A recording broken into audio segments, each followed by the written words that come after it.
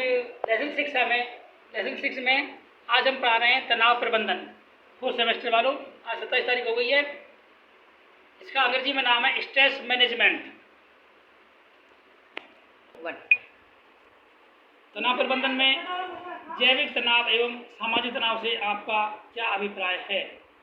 जैविक तनाव इसे कहते हैं बायोलॉजिकल स्ट्रेस। जब व्यक्ति शारीरिक रूप से ऐसे रोगों से पीड़ित रहने लगे जैसे कैंसर, दमा, कुष्ठ, अनिद्रा, तो उसे जैविक तनाव कहते हैं, क्योंकि इसमें व्यक्ति के भीतर शारीरिक अक्षमता आ जाती है। वह प्राय उन कार्यों को भी नहीं कर पाता जिसे पहले किया करता था। सामाजिक तनाव, जब तनाव सामाजिक मूल्यों, नैतिकता, सामाजिक दबावों के कारण उत्पन्न हो तथा व्यक्ति उसका प्रतिरोध न कर सके, जैसे कोई व्यक्ति सामाजिक मानदंडों के विपरीत शादी करना चाहता है तथा पारिवारिक मूल्य बाधक हैं, तो वह तनाव की स्थिति में रहता है।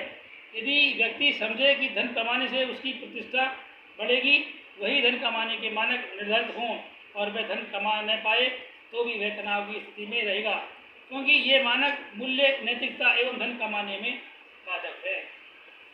तनाव का अर्थ स्पष्ट कीजिए। तनाव का अर्थ है प्रत्येक व्यक्ति स्व इच्छाएं, आकांक्षाएं, आवश्यकताएं एवं रुचियां, प्रत्येक व्यक्ति की स्व इच्छाएं, आकांक्षाएं, आवश्यकताएं एवं रुचियां होती है और वह व्यक्ति इन सभी को पूरा करने के लिए प्रयासरत भी रहता है, लेकिन यह कदापि आवश्यक नहीं है कि उसकी सभी आवश्यकताओं एवं इच्छाओं की पूर्ति हो ही जाए।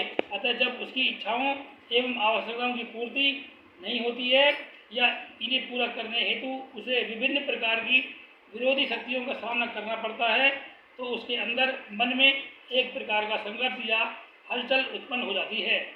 इसी हलचल या संघर्ष को हम तनाव की संज्ञा देते हैं। तनाव के कई कारण हो सकते हैं। असफलता का भय, कोई भी अलग पढ़ रहा है उसे असफलता का डर लगा रहता है।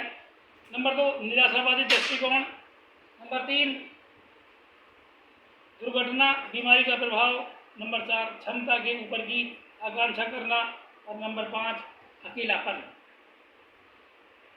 नंबर 6, नकारात्मक घटनाओं का प्रभाव। और नंबर 7, सहनशीलता का अभाव। और नंबर 8, असुरक्षा की भावना।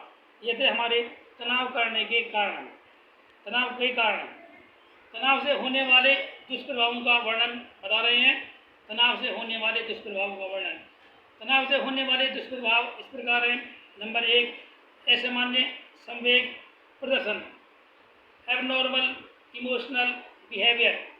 तनाव की स्थिति में किसी भी व्यक्ति की प्रसन्नता, दुख, तकलीफ, हास्य, उत्साह, हीनता, उदासी आदि व्यवहार बिल्कुल असाधारण रूप में दिखाई देते हैं। नंबर 2, असामाजिक व्यवहार, इसको कहते हैं अनसोशल बिहेवियर। व्यक्ति के अंदर असामाजिक व्यवहार, समाज विमुखता, एकांत प्रिय और अंतर्मुखी व्यवहार दिखाई देता है। नंबर 3, असामान्य मानसिक क्रियाएं, एबनॉर्मल मेंटल एक्टिविटीज। तनाव की स्थिति में व्यक्ति की समस्त मानसिक क्रियाएं प्रभावित होती रहती हैं। जैसे व्यक्ति स्वप्न अधिक देखने लगता है, उसमें विस्मरण की मात्रा अधिक हो जाती है और वह प्रत्यक्षीकरण की कठिनाई का अनुभव करने लगता है। नंबर 4, अपराधी प्रवृत्ति, क्रिमिनल टेंडेंसीज। तनाव की स्थिति में व्यक्ति का मानसिक संतुलन असंतुलित हो जाता है, उसे अच्छे बुरे का ज्ञान नहीं रह पाता और वह सामाजिक आपराधिक प्रवृत्ति की ओर अग्रसर हो जाता है।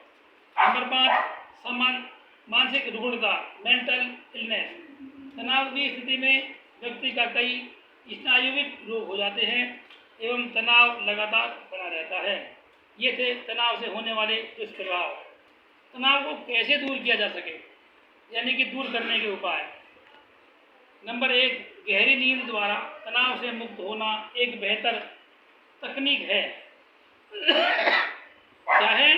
गहरी नींद द्वारा तनाव से मुक्त होना एक बेहतर तकनीक है। रात को देर तक नहीं जागें, बल्कि सुबह जल्दी उठें और अपने रुके हुए काम पूरे करें। नंबर 2, संतुलित भोजन तनाव को कम करने का अच्छा उपाय है। नंबर 3, शारीरिक व्यायाम तनाव को कम करने का सर्वोत्तम उपाय है। नंबर 4, अपने आध्यात्मिक जीवन को विकसित करें। कुछ समय निकालकर ध्यान मुद्रा में बैठें, अपने मन को साफ करें और शांतिपूर्ण विचारों पर ध्यान केंद्रित करें। नंबर 5, अपने माहौल में किस बात से आपको तनाव महसूस होता है उसका पता लगाएं और अपनी भावनात्मक एवं शारीरिक प्रतिक्रिया पर गौर करें। ये थे हमारे तनाव को दूर करने के उपाय। तनाव कम करने की अप्रत्यक्ष विधियों का वर्णन। तनाव कम करने की अप्रत्यक्ष विधियाँ इस प्रकार हैं। नंबर 1, शोधन, इसका नाम है प्योरिफिकेशन। इस विधि में व्यक्ति सर्वप्रथम अपनी समस्या के विषय में शोधन करता है, तत्पश्चात उसे हल करता है और अपने तनाव को कम करता है। पृथकीकरण, इंसोलेशन, आइसोलेशन। आजकल नाम चल रहा है आइसोलेशन, हमने उसको आइसोलेट कर दिया। आइसोलेट का मतलब है उसको हमने पृथक कर दिया, इसका मतलब ये आइसोलेशन का पृथकीकरण है। इस विधि में व्यक्ति स्वयं को उस समस्या से पृथक कर लेता है जो उसमें तनाव की स्थिति को जन्म देने वाली होती है। प्रतिगमन, रिग्रेशन। प्रतिगमन, रिग्रेशन का अर्थ है पूर्व व्यवहार को अपनाना। जब कोई व्यक्ति असफल होने पर शिशु के समान रोने लगता है तो इसे प्रतिगमन कहते हैं। क्या कहते हैं? प्रतिगमन कहते हैं। और नंबर 4 है दिवा स्वप्न, जिसे कहते हैं डे ड्रीमिंग। इस विधि में व्यक्ति जब अपनी समस्या को यथार्थ में हल नहीं कर पाता है तो उसे स्वप्न में हल करके अपने तनाव को कम करता है। नंबर 5, तादात्म्य स्थापित करना, आइडेंटिफिकेशन। इस विधि में असफल व्यक्ति अपने से संबंधित व्यक्ति की सफलता को अपनी सफलता समझकर अपने तनाव को कम करता है। ये थे आपके तनाव कम करने की अप्रत्यक्ष विधि। तनाव कम करने की प्रत्यक्ष विधि। नंबर 1, बाधाओं को नष्ट कर या दूर करना, डिस्ट्रॉइंग और रिमूविंग दी ऑब्स्टेकल्स। व्यक्ति की आवश्यकता पूर्ति में जो बाधाएं अवरोध उसके मार्ग में उत्पन्न होती हैं उन्हें वे पूर्ण रूप से समाप्त करने का प्रयास करता है। जब व्यक्ति अपने इस उद्देश्य में पूर्णतः सफलता प्राप्त कर लेता है तो उसका तनाव समाप्त हो जाता है। यदि व्यक्ति के दैनिक जीवन का भली भांति निरीक्षण किया जाए तो यह स्पष्ट दिखाई देता है कि इस विधि का प्रयोग वह बहुत अधिक करता है। नंबर 2, कार्यविधि में परिवर्तन, सीकिंग अल्टरनेटिव वर्क मेथड।